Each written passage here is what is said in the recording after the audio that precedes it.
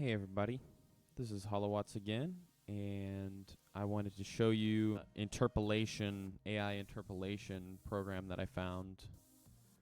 This one you can see is a little bit chunky, and then here's the upres. So it's a lot nicer for sure. Yeah. I think it's super useful because it takes a long time to render 4K anything, and it takes a really long time to render anything at 60 frames per second. And I think you could have a lot of fun just rendering things at 1920 by 1080p, 24 frames per second, real easy breezy, and then upresing later. So I'll show you how to do that.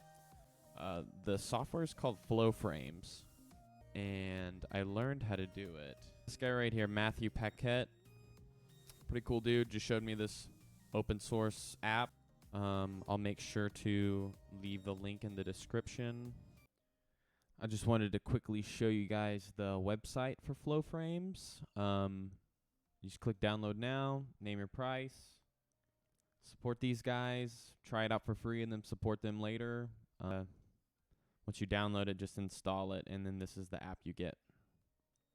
But basically, all I did was dropped it on here. I just drag and drop. We'll do it one right now. So yeah, I got Psychedelic Piano Dream right here. I'm just going to drag it on, and it sees it, and it read that I'm at 24 FPS. I can switch it to ×2, ×3, ×3 is 72. And then you just hit interpolate. Doesn't take very long.